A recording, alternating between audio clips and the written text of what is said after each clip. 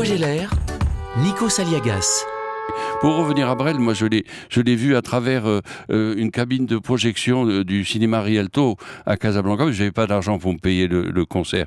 Et donc j'étais copain avec le projectionniste et je l'ai vu à travers cet hublot, si vous voulez, par où on projette les films. Et après on s'est précipité à la sortie de secours pour essayer de le voir, mais on était dans le noir, c'était loin du théâtre et il nous est passé sous le nez, sous quand on le voit. J'étais avec un copain. Zut, il était passé, il était parti. Il y avait une voiture italienne et une voiture française. Alors on est revenu penaud dans la nuit, comme ça, vers la maison, et paf, devant un restaurant, on voit les voitures. On se dit, waouh, il est là, et on est rentré. Pour voir Jacques Brel.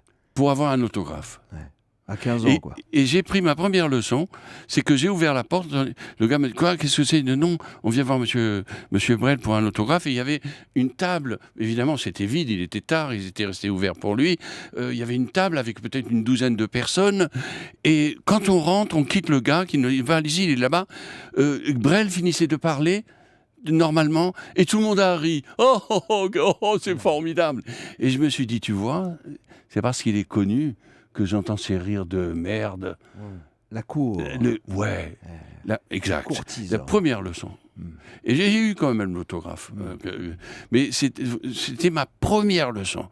C'est ce qui vous arrive lorsque vous devenez connu. Quand vous n'êtes pas connu, personne ne vous écoute. Vous faites un film qui a du succès, vous devenez connu. Dès que vous ouvrez la bouche pour dire n'importe quoi, tout le monde fait « Ah oui, c'est magnifique, mais bien sûr, évidemment ». Voilà.